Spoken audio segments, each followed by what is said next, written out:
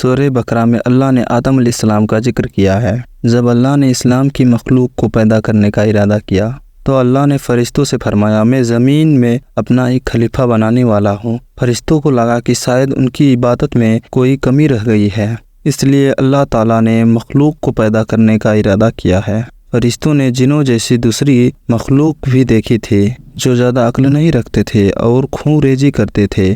فرشتوں نے اللہ سے کہا اے اللہ، ہم تیری تسبیح، حمد اور باقی بیان کرتے ہیں، کیا تو ایسی مخلوق کو پیدا کرے گا جو زمین میں فساد کرے گا اور خون خرابہ کرے گا؟ اس کے جواب میں اللہ نے فرمایا جو میں جانتا ہوں وہ تم نہیں جانتے۔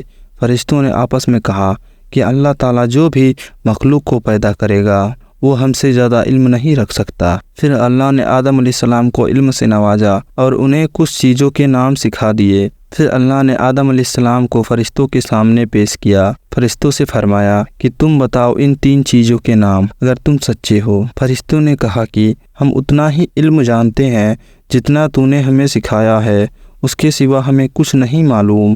پھر اللہ تعالیٰ نے فرمایا اے آدم تم بتا دو ان 3 چیزوں کے نام۔ پھر جب آدم نے 3 چیزوں کے نام بتا دیے تو اللہ نے فرشتوں سے فرمایا کہ میں نہ کہتا تھا کہ میں آسمانوں اور زمینوں کی پوشیدہ چیزوں کو جانتا ہوں۔ پھر اللہ نے فرشتوں سے فرمایا کہ تم آدم کو سجدہ کرو، تو وہ سب سجدہ میں گر پڑے مگر شیطان نے سجدہ نہیں کیا۔ اللہ نے فرمایا کہ اے ابلیس، تجھے کیا ہوا کہ تو سجدہ کرنے والوں کے ساتھ شریک نہ ہوا؟ شیطان نے تکبر سے کہا کہ میں ایسا نہیں ہوں کہ انسان کو سجدہ کروں جسے تو نے کھنکھناتے ہوئے سڑے ہوئے گرے کی مٹی سے بنایا ہے، میں اس سے بہتر ہوں۔ تو نے مجھے آگ سے پیدا کیا ہے اور اسے مٹی سے پیدا کیا ہے۔ اللہ نے شیطان سے فرمایا یہاں سے نکل جا، تو مردود ہے، تجھے قیامت کے دن تک لعنت برسے گا۔